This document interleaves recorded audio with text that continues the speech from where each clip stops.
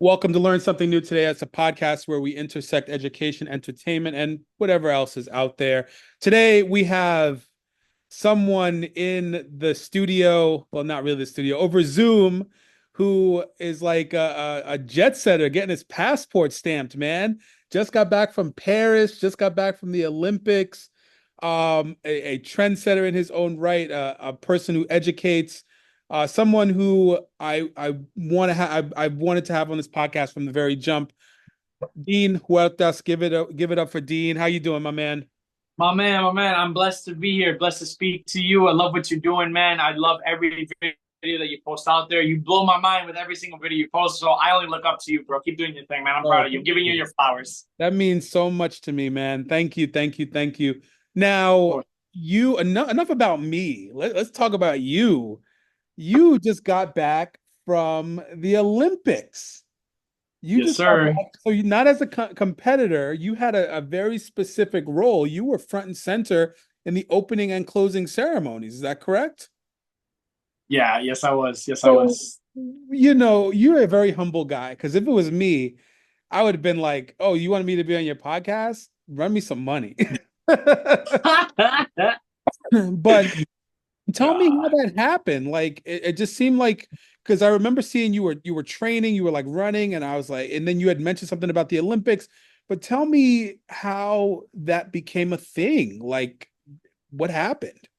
Man, so long story short, for some backstory context, 2016, Monica Puig for Puerto Rico wins gold medal, and there was the first gold medal Puerto Rico ever won.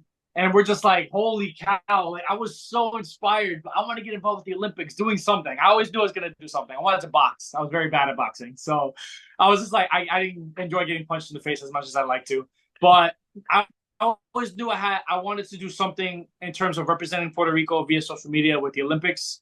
And after I had just did the World Baseball Classic back in 2023, and then the Caribbean Series at the beginning of this year in 2024, I was like, I might be shooting for the stars, but I gotta ask. I gotta ask. I gotta shoot. It's the Olympics this year. Let me see if I can work the social media aspect of the Olympics. And I've reached out to them, but they're a little old school in Puerto Rico. Not always an email or phone call is the job. So I was just like, listen, if I gotta go to these people's house and knock on this door, that's what I'm gonna do. And that's exactly what I did. I went to their house, I knocked on their door.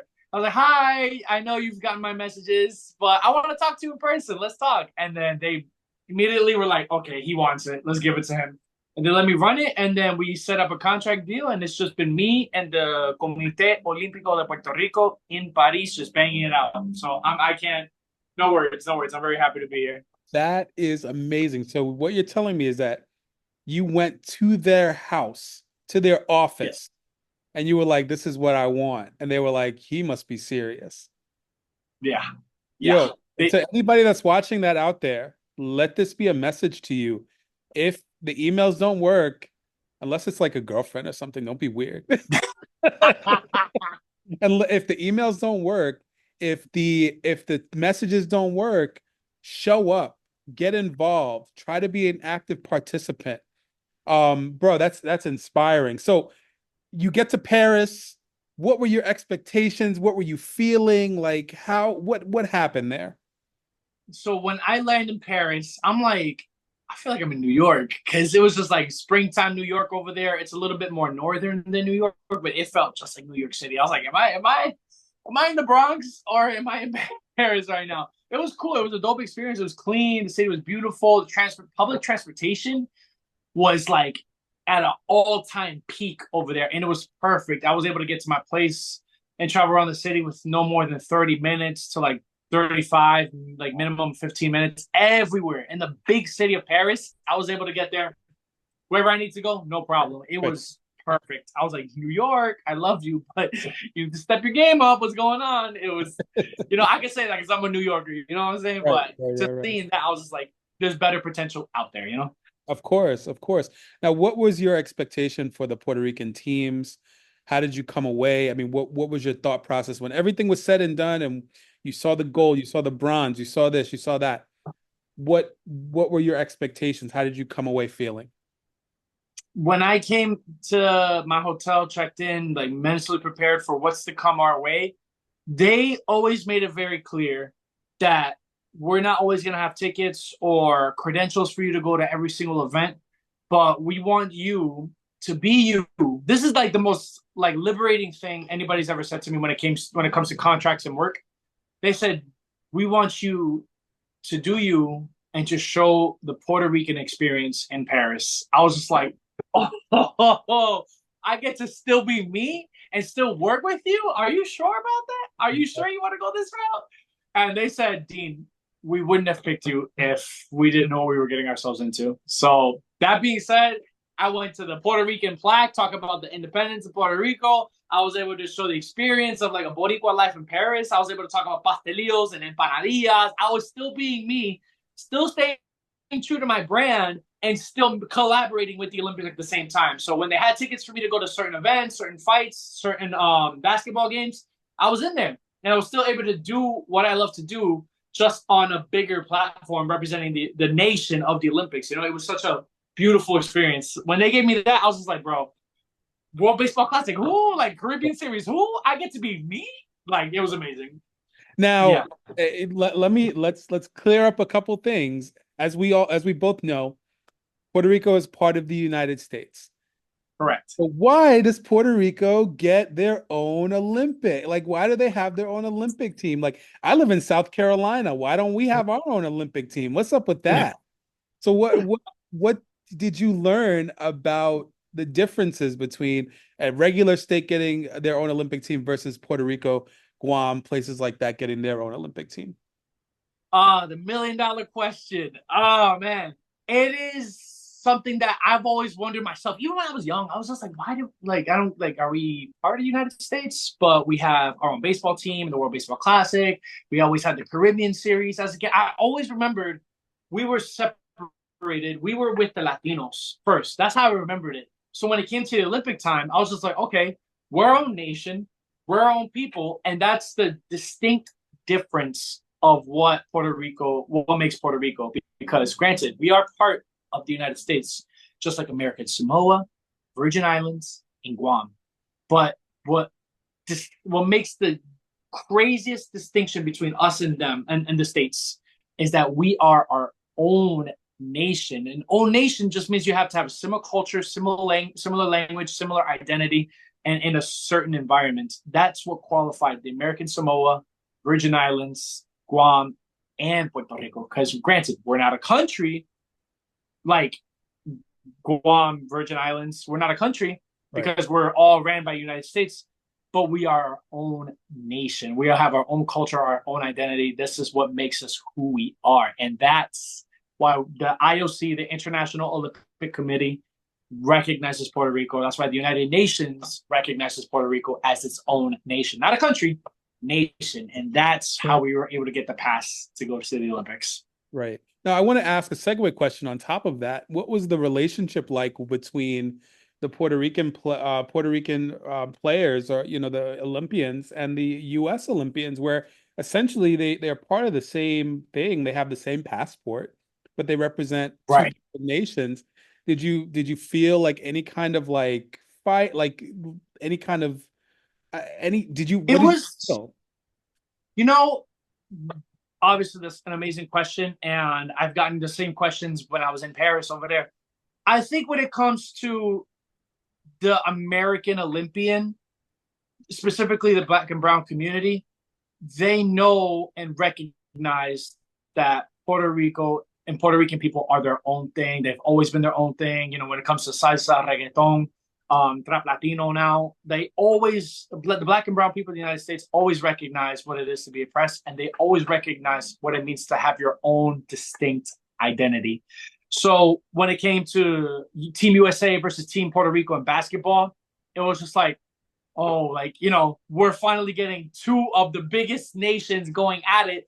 Granted, we lost, but it was still to let it be known that we are still our own people. And the American basketball team was showing love to the Puerto Ricans and vice versa. They know what it's like. And, you're talking about LeBron James, Steph Curry, Kevin Durant.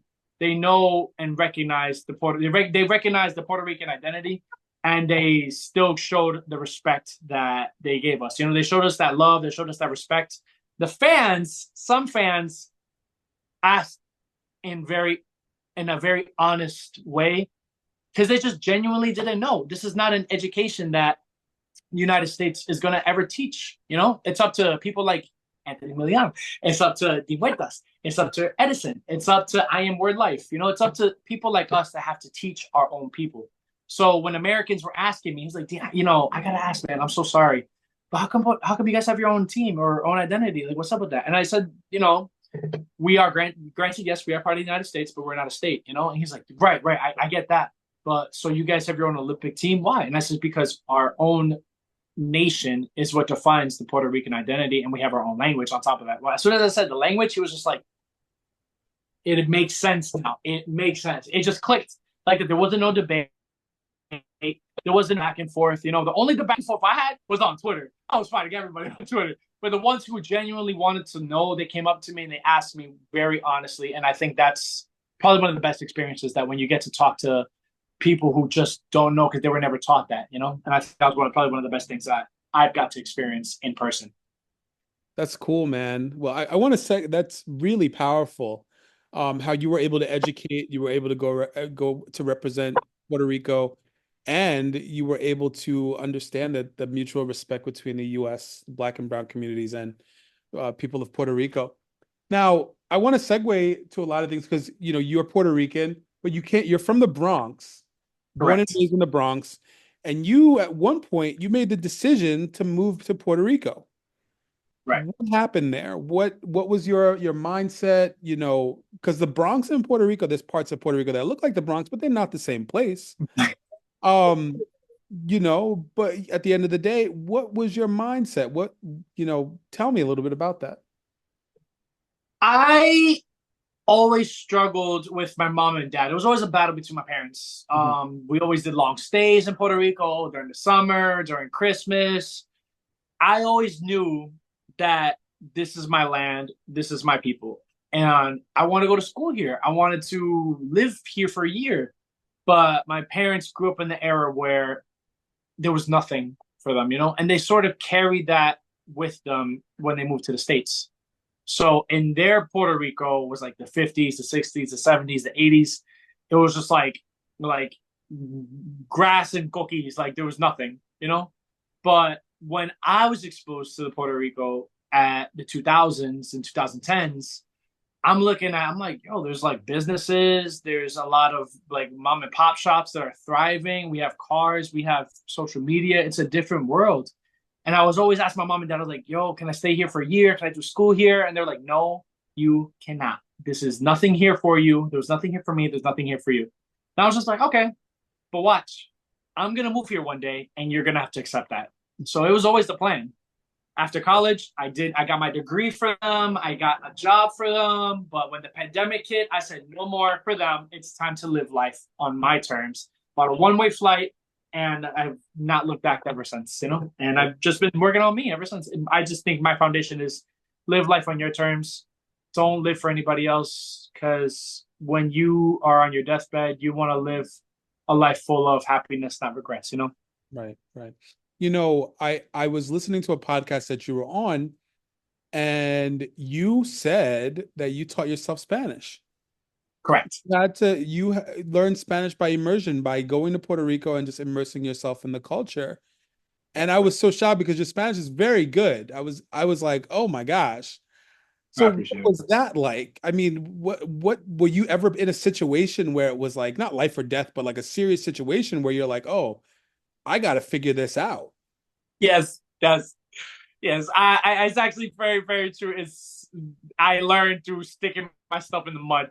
Mhm. It was always a car situation. I ended up just buying like lemons, just trying to get a way of transportation because public transportation is just not a thing in Puerto Rico. You need a car. You need a car. You need a car. You need a car. And that's what the colonial relationship making us depend on the United States looks like, you know? So getting a car and then having my car keep breaking down, having to call the tow truck company. The first time calling the tow truck company, it was just like, they asked, no, no, tuta. I'm like, oh, that was the question I was waiting for you to ask me. Where am I? I see a cow, I see a horse, I see a Banco Popular. I don't know. I'm in Arecibo. Can you figure that out? And they were able to figure it out. So Wow. it Oh was always my car breaking down that it was another Spanish lesson that needed to happen on top of my that. gosh. So it's always the car situation. So I mean, how have you adapted so far to being, because my Spanish is decent, but it's interesting that when I was in San Juan, I didn't really need to learn Spanish. I really didn't need to speak Spanish. Everybody spoke English. But when I left, that was when I had to speak Spanish, and people didn't speak English at all. And I think a lot of times Americans on the mainland, they think, oh, it's part of America, so therefore the people there must speak English. That's not the case. I was No. very surprised. So how has life been so far now that you are more proficient in Spanish and you are able to function? I mean, how has life changed for you? Honestly, I just feel like a more well-rounded person because of it. And I think when I realized that a lot of Puerto Ricans that do speak Spanish that live on the island, they recognize that I have an American accent and they want to speak to me in English. That's when I put my foot down. I'm like, I'm sorry. I know you speak English. I love the fact that you're bilingual.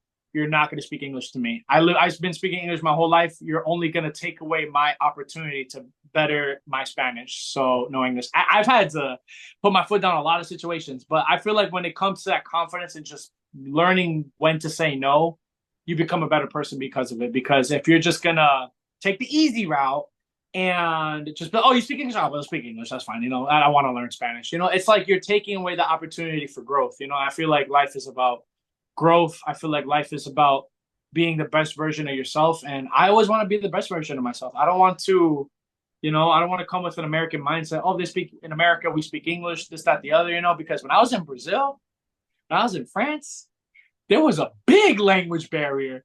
And they were on the time of, you're in my country, you got to speak my language, you got to speak Portuguese, you got to speak French.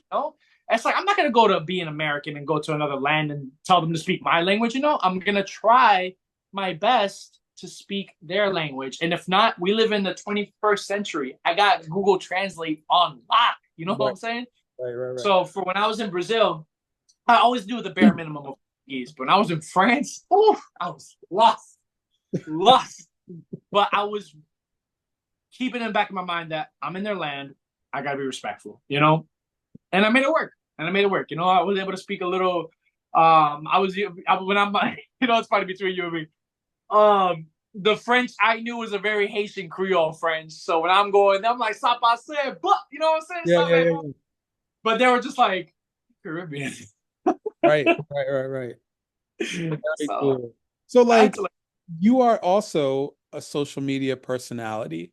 So I mean, how do you balance being a Puerto Rican social media personality on an island as small as Puerto Rico, where people recognize you and you get invited to events? And how do you balance that with your mental health, your personal life, and Oof. keep them separate? I know for everybody, it's their own thing. Everybody, I was speaking to a guy yesterday, another guest on the podcast, Deontay. He was basically like, I cater my social media so that it just centers me, and my family doesn't get involved. But like, how do you balance that? I think when I go down the rabbit hole of seeing too much content where I'm just like, all right, I need to unplug.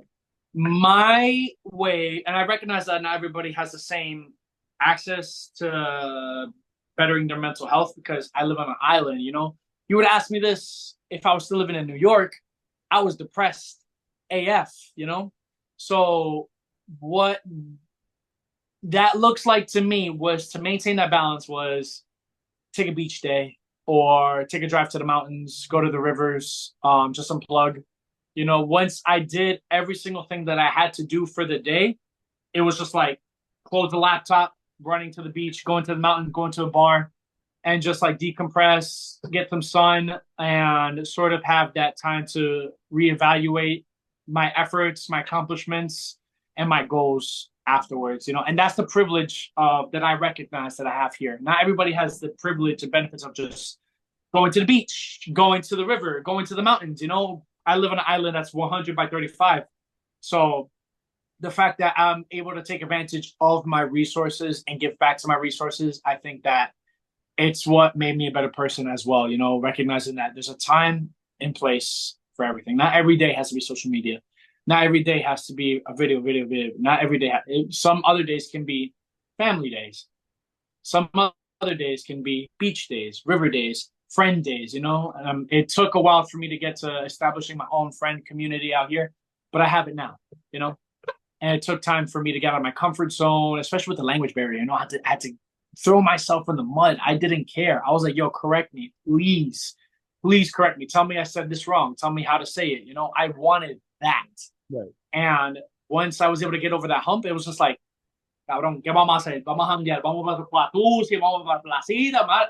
Maricón, yo te voy a vamos a dar la vuelta por la perdida. It's like, it comes natural now, but it took a while, you know? Right.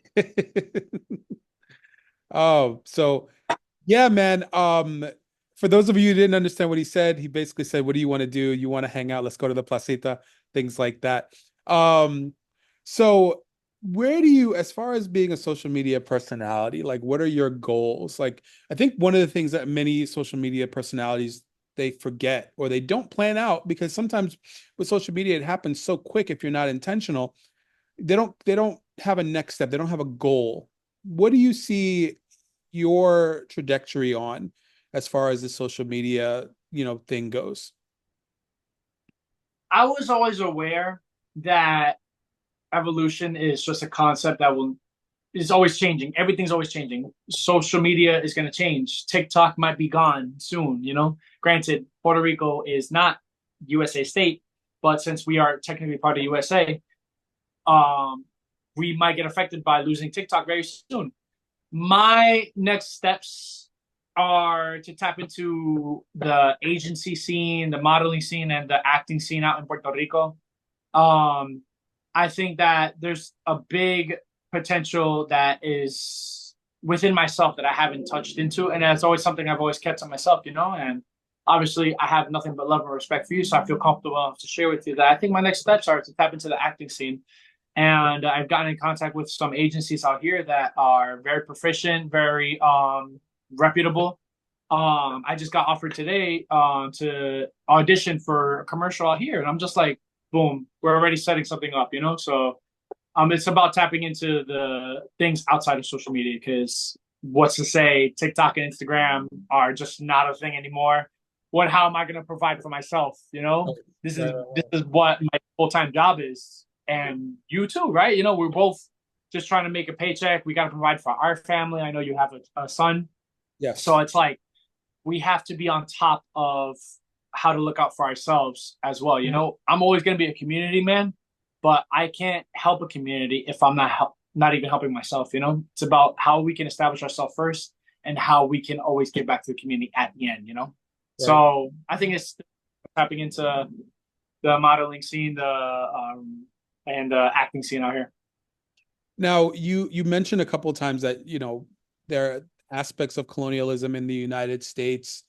Where do you stand with all of that? The US's influence in Puerto Rico, and what direction would you like to see Puerto Rico go in, as far as whatever? Like what are your feelings around that? You know, I've always been a radical pro um, independence advocate.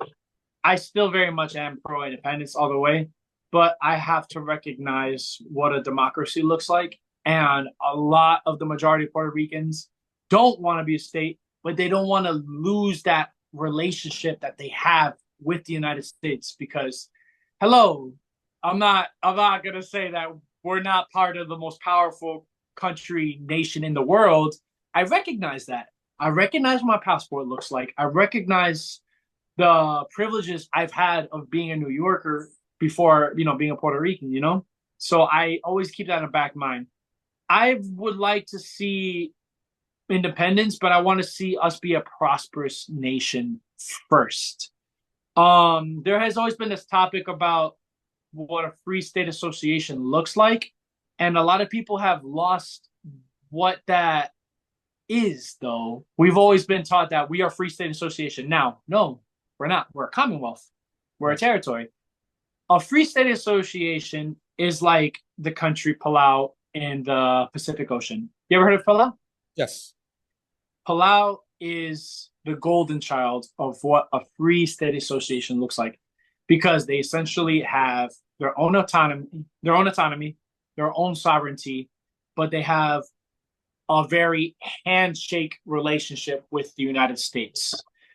That's golden. That sounds very golden to my ears. I can't just say I want independence tomorrow, then boom, we get sanctions, then I can't see my family ever again, then I lose all social media privileges. I can't just say boom, because I know there's a lot of gray in between. Now, if you were to ask me free state association, I would be more inclined to that, because at the end of the day, we would be in control of our own government, our own finances, our own international relationships, and our own import and export docks. Hello, money flowing through Puerto Rico. That's something that we need to keep in mind. You know, it's like I don't want to crumble. I don't want to be.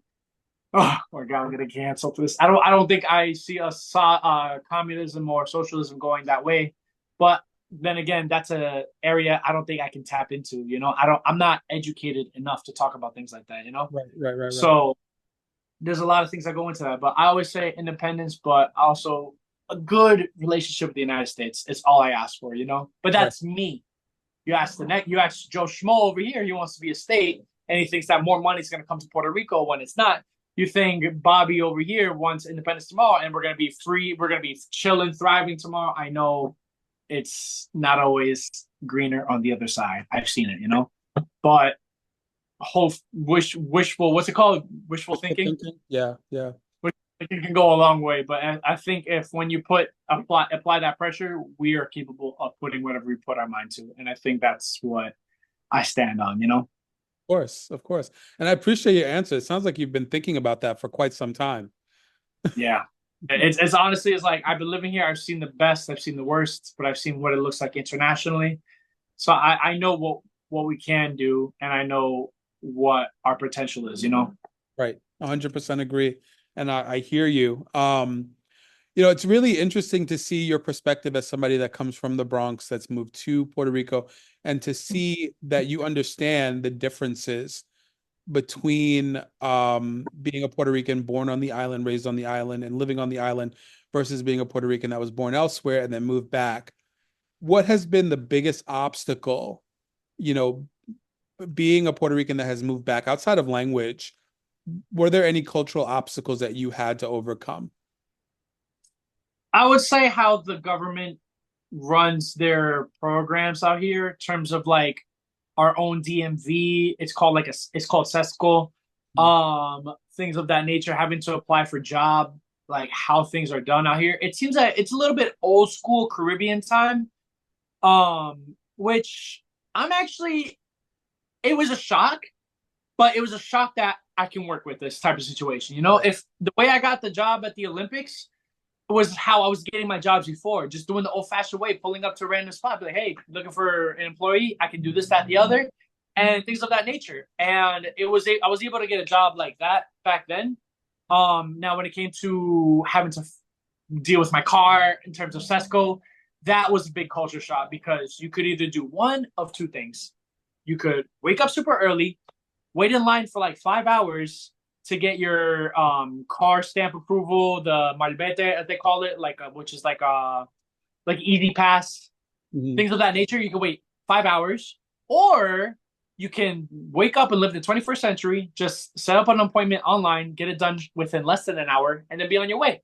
Right. So I think those are the things of what I like to call survival instinct, learning how to adapt quickly of how things are done out here. I think those are the biggest thing, was jobs and learning how to work with Medicare, Medicaid, and how the car system is ran out here. Right. I got pulled over when I was in Puerto Rico. And I'm gonna be honest, I had never felt that safe with a police officer. I didn't feel like he was gonna shoot me or kill me. And like here in South, and the crazy thing was I didn't have anything on me. I didn't have my wallet, my driver's license. It was all in the back seat. And I was I had a shirt on, but I was wet because I just got back from the beach. And I just gotta say, like, that police officer, the experience he gave me, and I was driving the wrong way down the street, which it was bad. You Um, saw the transito and you said, "Oh, this sounds like it's going this way." yeah. And so I was driving the wrong way down the street, but yeah, he pulled me over and I didn't feel like here in South Carolina, whether it's a black cop, a white cop, whatever, I always feel like there's that opportunity that they're gonna kill me.